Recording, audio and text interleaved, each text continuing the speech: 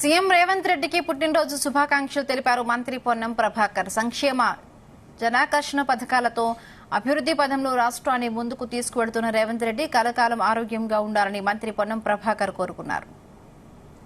బాధ్యతలు చేపట్టినాక అనేక చారిత్రాత్మక సంక్షేమ కార్యక్రమాలు తీసుకోవడం జరిగింది. అందులో ముఖ్యంగా రైతు రుణమాఫీ కావచ్చు, మహిళలకు ఉచిత బస్సు కావచ్చు, 200 యూనిట్ల ఉచిత విద్యుత్ కావచ్చు, మొన్నటికి మొన్న గురుకుల పాఠశాలందరికీ కూడా 40% మెచ్చార్జీలు పెంచి విద్యా వ్యవస్థలో సమూలమైన మార్పులు తీసుకొచ్చే విధంగా 1100 కోట్లతో అమ్మ ఆదర్శ పాఠశాలలు కావచ్చు, టీచర్ల నియామకం కావచ్చు, వీసీల నియామకం కావచ్చు, ఈ విధంగా చేపట్టి ఈరోజు రాష్ట్రంలో వైద్య విద్య ఉపాధి అవకాశాలపై శ్రద్ధ చూపెడుతున్న ముఖ్యమంత్రి గారు జన్మదిన సందర్భంగా వారికి మరొకసారి హృదయపూర్వకంగా జన్మదిన శుభాకాంక్షలు తెలియజేస్తా ఉన్నాను.